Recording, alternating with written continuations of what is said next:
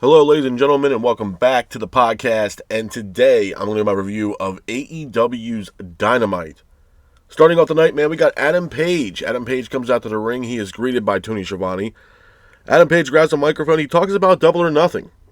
He also thanks Will Ospreay for pretty much lighting a fire underneath him, man. Get him back into the groove, if you will, of professional wrestling, and get him back to what brought him to the dance and what brought him the passion for pro wrestling. Adam then talks about the AEW World title and the fact that it's been hidden for months. No one's seen the title. Adam then hypes up AEW. Page then promises to win the AEW World title at All In. After that, Swerve is here. Swerve interrupts Adam Page. Swerve shows a video clip of the Young Bucks pretty much mocking Swerve, telling them that they attacked Swerve because of Adam Page. Swerve says that the Young Bucks cost him the world title. Swerve then said he wants to know if Page had anything to do with it. Page says if he had anything to do with it, that he would have done it himself. After that, Ospreay comes out to the ring. Ospreay grabs a microphone and says Swerve is wrong about Page. And the fact that they had their match at Double or Nothing, Page left the ring, came back, and shook Ospreay's hand like a man. Ospreay says that Page cares about this place. He cares about AEW. Ospreay tells Swerve that Page is the guy. He is the guy that will once again bring the life back to AEW, or bring AEW back to its glory days. Ospreay says that they can work together.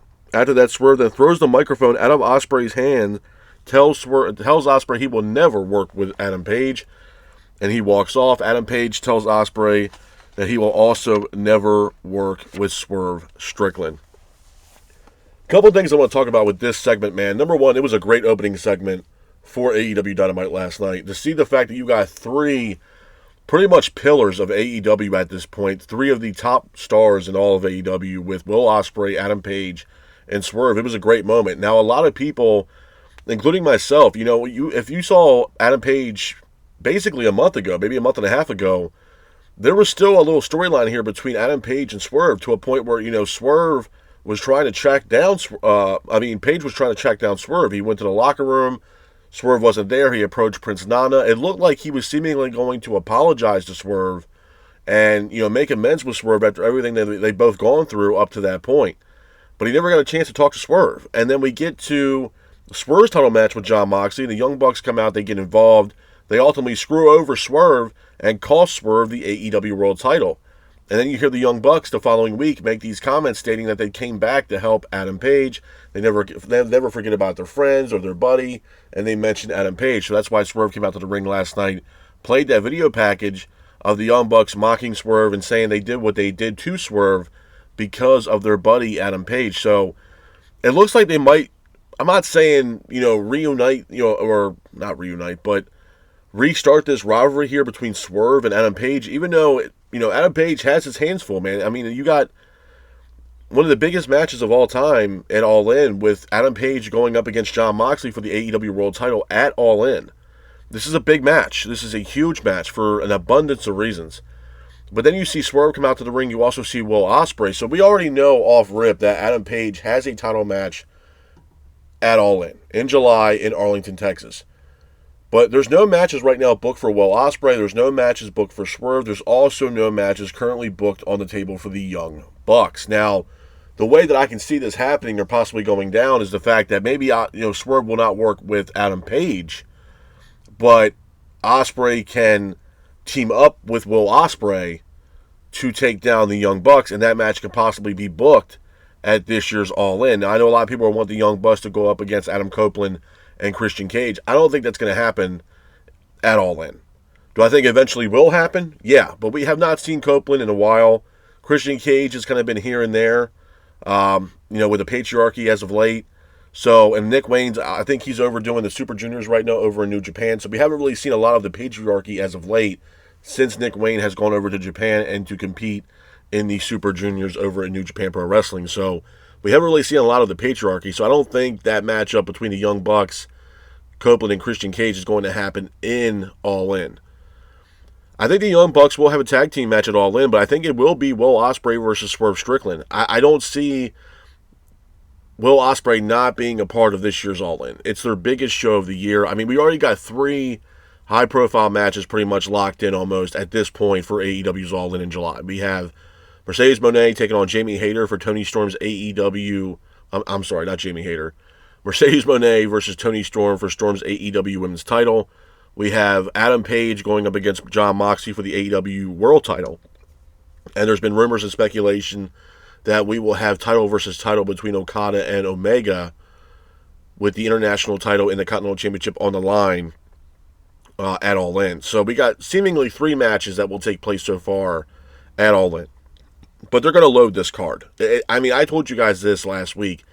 All In is going to be stacked. I mean, just based upon what's been going on as of late with WWE and the shit they've been pulling and how petty they've been getting here as of late. I mean, Christ, bro, you look at All In, that weekend alone, WWE seemingly has 2 events alone that weekend. They have an event July the same day as All In with Saturday night's main event, and then Sunday they have Evolution 2, which is the WWE's all-women's pay-per-view that's taking place July 13th live from Atlanta, Georgia. So it's going to be a busy, busy weekend, the weekend of July 12th. So obviously, I mean, clearly they're going head-to-head, seemingly with AEW's All In. I mean, do I think it's petty? Yeah, but besides all that, when it pertains to Swerve, Page, and Ospreay, I think what's going to happen here is that we will have a matchup here, I think, between Will Ospreay and Swerve teaming up to take on the Young Bucks at this year's All In.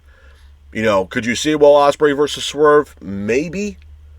You know, obviously there's still a wild card here with Darby Allin. I don't know if Darby Allin is going to play any kind of factors into the title scene right now between Page and Jon Moxley.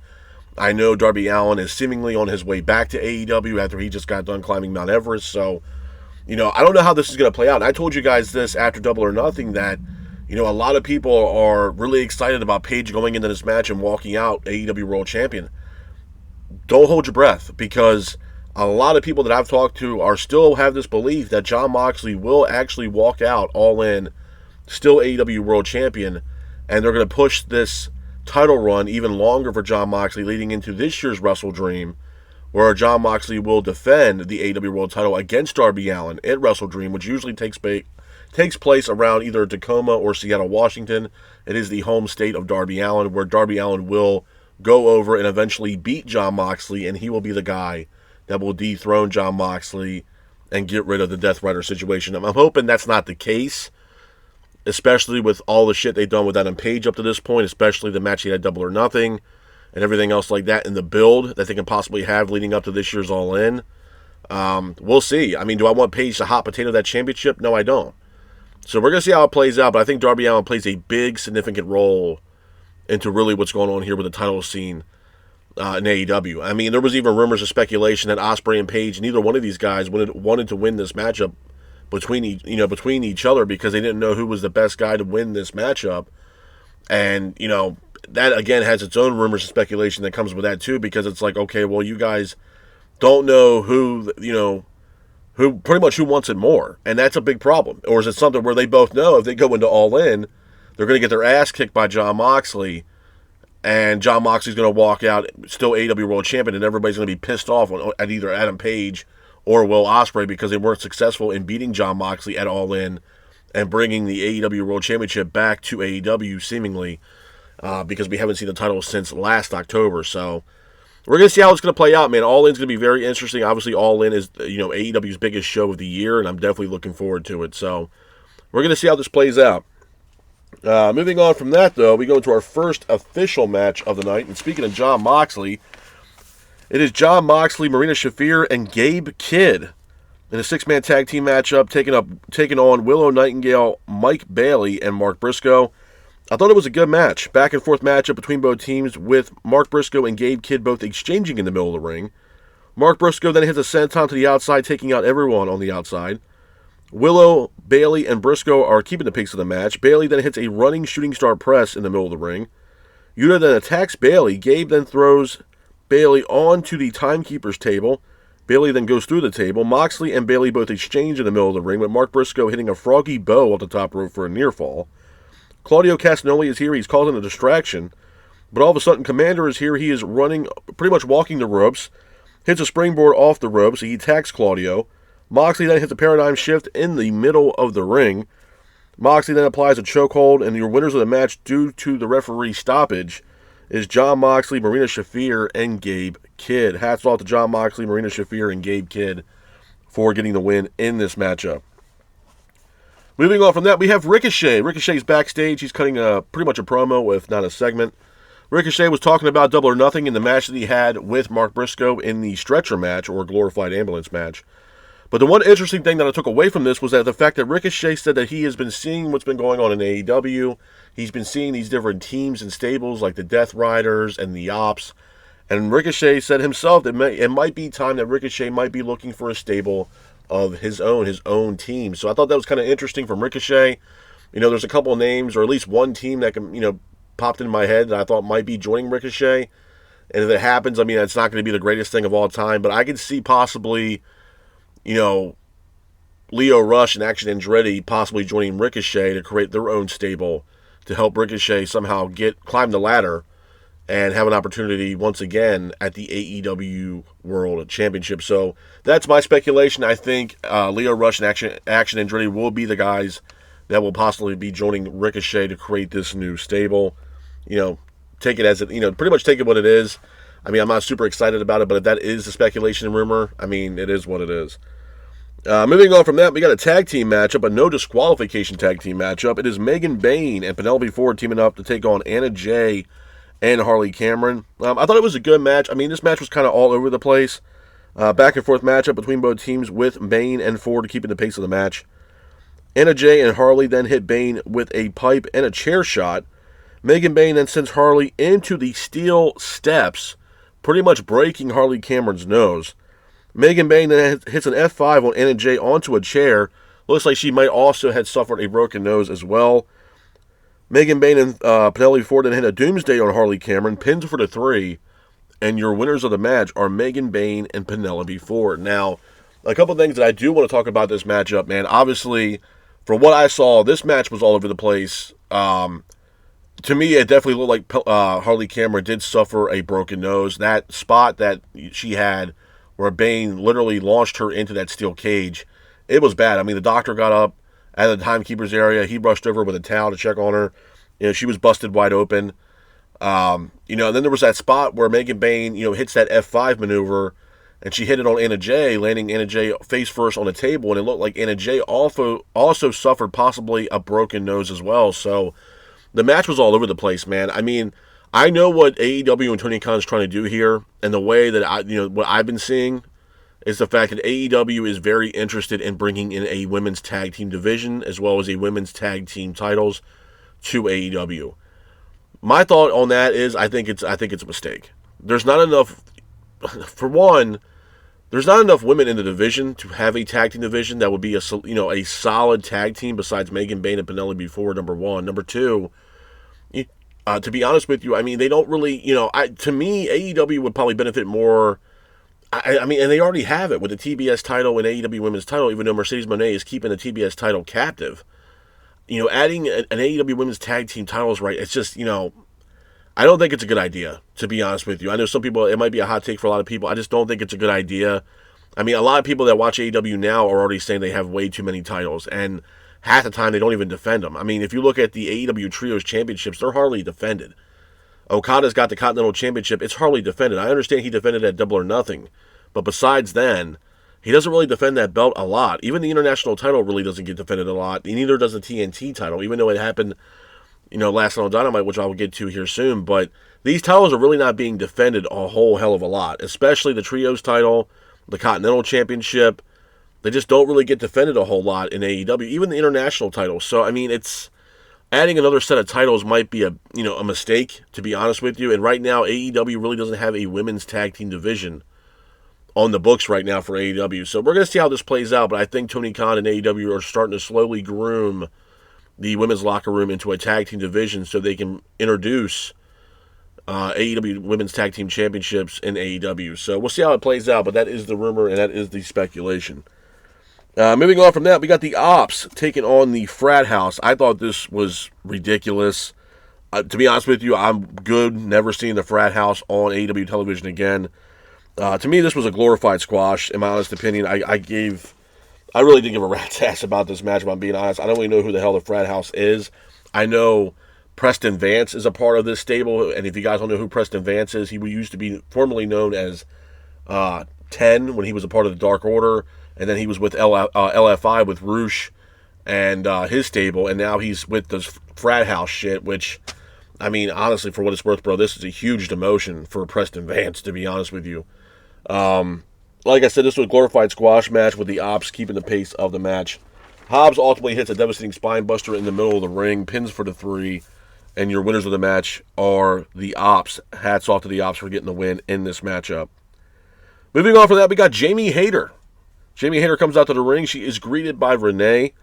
Renee asks Jamie Hayter about Double or Nothing and what's next for Jamie Hayter after what happened with her match at Mercedes Moné. Then all of a sudden the lights go out. Then we see this new Titantron, if you will, with this spider on it, and it says Thekla.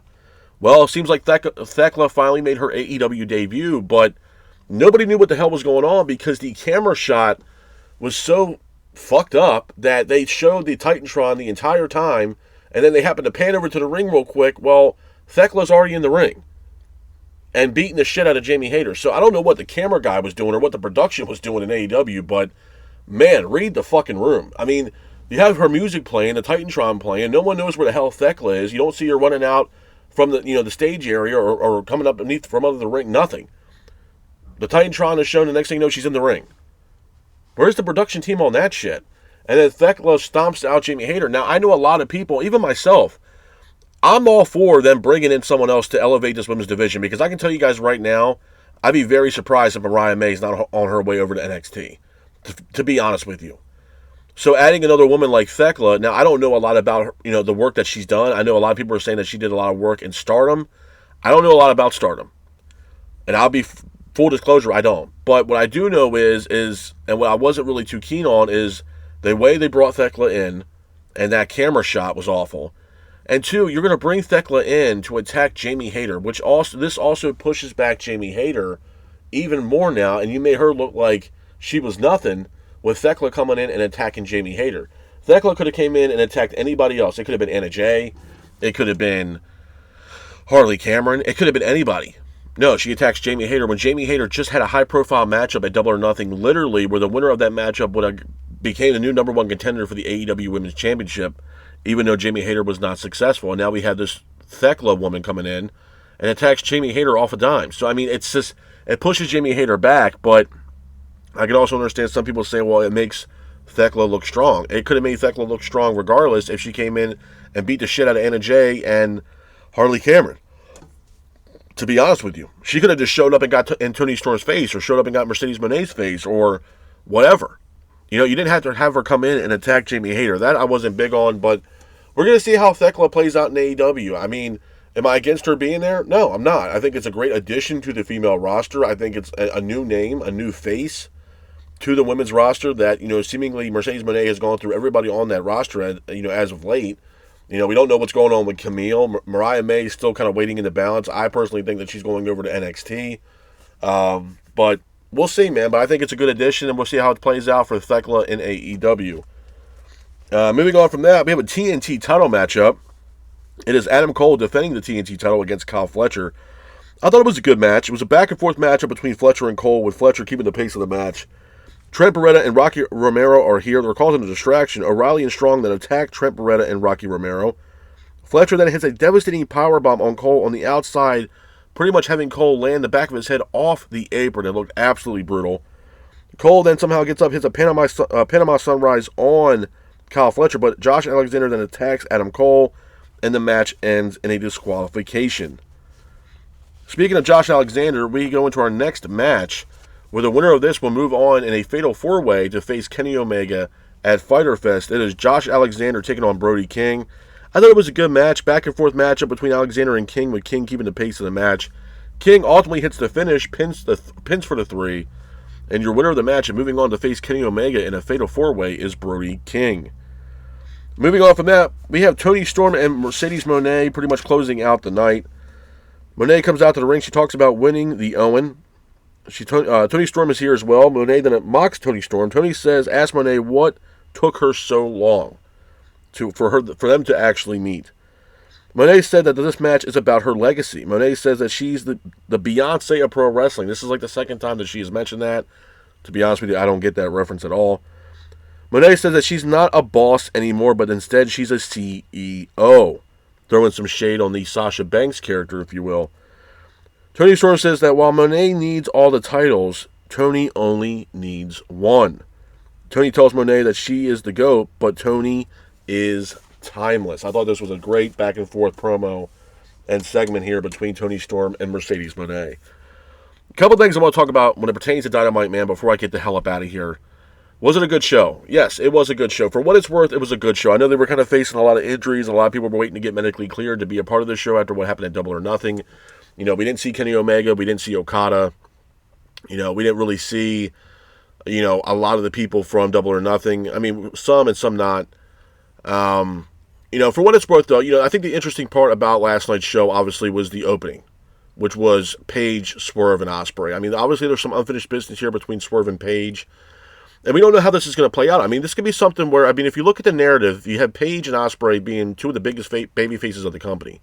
Swerve, it looks like Swerve is going to be making a heel turn here real soon. This also could be something, too, where Swerve can cost Paige the opportunity, just like he thinks Paige cost him the opportunity, and so when we get to All In, Swerve can cost Paige this world title match. It's a possibility.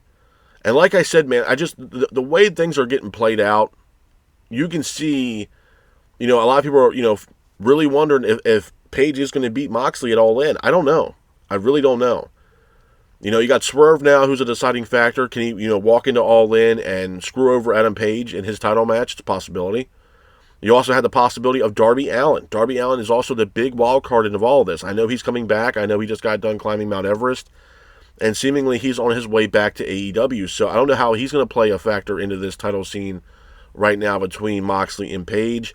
Will Moxley walk out of All In beating Page, and then we're going to have Moxley hold the title for a little bit longer until we get to this year's Wrestle Dream, where it will be Moxley versus Darby Allin, where Darby Allin will be the guy to finally beat Jon Moxley and bring the prestige back to AEW, if you will. I don't know.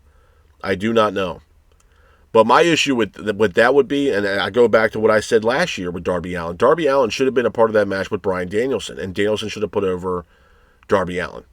To be honest with you, there was no need for Jon Moxley in that match, and I couldn't stand the way that match played out, because then eventually we got the Death Riders, and Death Riders have literally been the death, if you will, of AEW. I told you guys last week, when it pertains to Jon Moxley and his Death Rider shit, man, this is making him look very bad. His legacy is fucked, to be honest with you, man. I think the best thing for Moxley to do is drop that fucking title, give it to somebody else, and Jon Moxley takes an extended vacation for six months to a year. Because at this point, Jon Moxley is starting to, be in the realm, if you will, of a Jeff Jarrett and Chris Jericho. Nobody's going to give a fuck about Jon Moxley after this. People are done with Moxley. They're done with the Death Rider shit. They're done. And Jon Moxley, through the duration of the Death Rider situation, it was always been, well, we want to elevate talent and make the company better. Bro, you're making the company worse. People have been saying this shit for months. They are done with this Moxley Death Rider shit. We're done. You know what I mean? I can understand that at one time Jon Moxley was the guy when all that CM Punk shit was happening and the interim title shit and yada, yada, yada. But that was then. This is now. And Jon Moxley is just, he's just ruining this company, bro. And even when this Death Rider shit's over and Jon Moxley's, on an island all by himself, I don't really think people are going to really give a shit about Jon Moxley, man. His legacy is tarnished, to be honest with you. It's dog shit, to be honest with you. And I don't know what Tony Khan sees in Jon Moxley. I mean, obviously, I think he has a lot of trust in Jon, but Jon is also killing this company, to be honest with you. This Death Rider Jon Moxley shit has to go. Do I want to see it go all the way out to Wrestle Dream? No. I'm hoping Paige can be the guy, and Paige should be the goddamn guy, to beat Jon Moxley at All In and walk out AEW World Champion. He should be that guy. You went through all this trouble. I mean, he even said himself, he went through 2 to 3 years of pure hell to get to this point. And he was so fixated and focused on Swerve that it ultimately cost him everything. His job, his focus, his passion for professional wrestling. So when he had this match with Will Ospreay at Double or Nothing, he thanked Ospreay, like I told you guys, because it brought back the passion for Paige to be in professional wrestling. It brought back the passion for him to chase, once again, the AEW World title. It gave him back the passion for the business. So, in the Ospreay Page match, it was great. I think the problem with that match, if anything, was the fact that the whole pay-per-view went so long. By the time we got to this match, bro, it was like 11:30, 11:45. So, I mean, it was late. And AEW, seemingly every single time they have a pay-per-view, man, they start from like, Christ, 6:30, 7 o'clock, and the entire event doesn't end until about almost 1 o'clock in the morning. So it's insane. And that goes back to what I've been saying about pay-per-views, man. It all comes down to quality over quantity. I'll easily take 5 or 6 matches any day of the week on a pay-per-view rather than 12 that mean jack shit, especially due to the fact that AEW seemingly has a very, very hard time building storylines. And all these other matches mean jack shit. I mean, a lot of people that even watch Double or Nothing said that majority of the card, those matches could have been on Dynamite, main evented Dynamite, or been on Collision or main evented Collision. We didn't need it on Double or Nothing. You know what I mean? You go from Anarchy in the Arena to a 6-man tag team matchup between the Paragon taking on the Don Callis family. No one really gives a shit.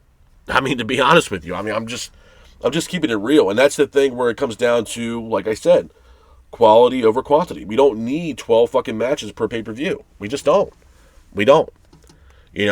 Other things I took away from last night's show, I mean, we got the debut of Thekla. I know she's been, speculated and rumored to be joining AEW. Like I said, I don't know a lot about Thekla. I really don't. All I know is that she was a former Stardom talent.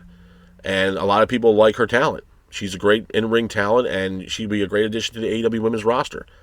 And we'll see what happens. I mean, obviously she sets her sights on Jamie Hayter, so we're going to see how this plays out. But, the way they debuted her, I think they fucked that whole thing up. I mean, the camera shot alone messed everything up. I mean, they had the Titantron shown, and all of a sudden she just randomly in the ring all of a sudden. I mean, where the hell was the production team on this shit? You know what I mean? So there's still a lot of, I think, leading into All In, bro, there's still a lot of questions that are, like, unanswered, and a lot of people speculating on really what the hell's going on here.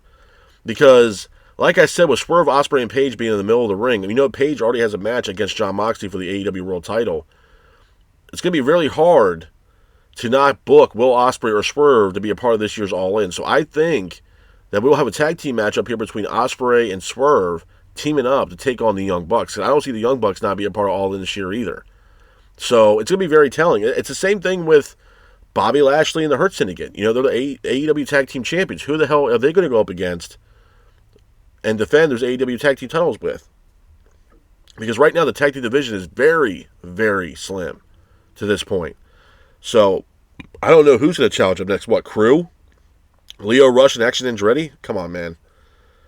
And then MJF. How is MJF going to play into this storyline here with the Hurt Syndicate? Is he going to have a match at All In? Is this something where MJF is going to, be the heel and be the prick that we all know that he is, and he's going to screw over the Hurt Syndicate and they're going to drop those AEW tag team titles?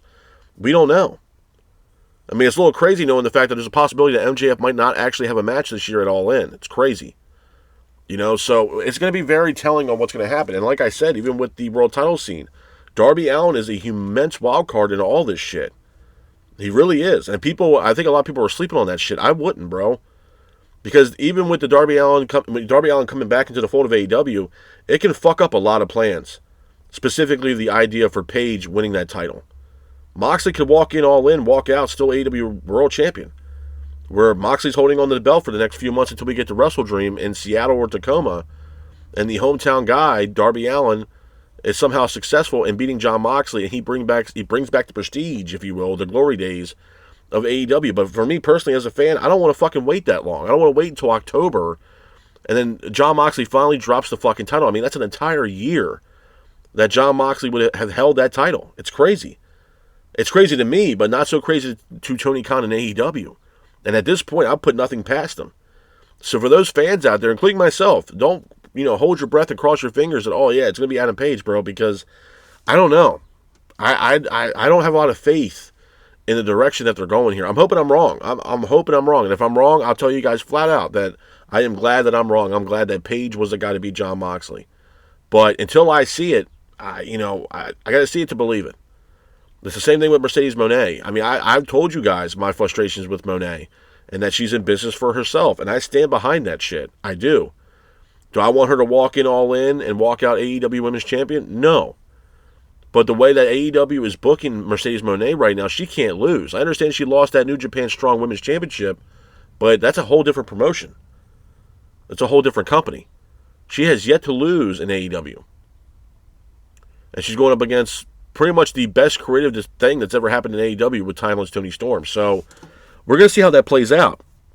For me, honestly, as a fan, I'm hoping Toni Storm walks out still AEW Women's Champion, but I don't think that's the direction that they're going to go. I think it's going to be something where Monet will walk in All In and walk out of All In the new AEW Women's Champion.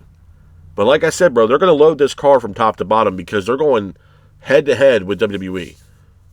So we're going to see how this plays out, man. But, I mean, again, it's going to be very telling. It's very telling. And the fact that, they have... And this is the other thing, too, that I really want to stress to you guys, man. The AEW at this juncture right now, even from yesterday up until All In, they have all this fucking time to build storylines, build intrigue, gain interest, and build matches leading into All In. They have all this time. So it's going to be very telling to see if AEW is actually willing to do that and build storyline and build interest into these matches leading into this year's All In. Because they have a lot of time. They have from now until July 12th. They have an entire month alone of June to build story leading into this year's All In. So we're going to see how that goes. But hopefully, I mean, like I said, that's going to be really, really telling in itself whether they're going to actually build storylines or not. Because... I mean, they have a lot of time to do so if they actually decide to actually write something that's going to be compelling enough for the fans to actually sink their teeth into and get invested. So, I don't know, man. It's just one of those things where, was it a great Dynamite? No. Was it the worst Dynamite? No. Could it have been better? Sure. Thekla debuting could have been a lot better than what it was, as advertised. That's for damn sure. But, she debuted and it is what it is. But there's going to be a lot of wild cards going into All In, bro. I mean, like I said, there's no way in hell that you're going to have the biggest show of the year and not book the Young Bucks, Swerve, or Will Ospreay and not book them a part of All In. So, like I said, I'm just predicting. My prediction alone, I'm not saying it's going to happen, but my prediction is that Swerve will team up with Will Ospreay to take on the Young Bucks at this year's All In. But with that being said, this is my review of AEW's Dynamite. I hope you guys are out there staying safe. Be careful, and remember, stay classy.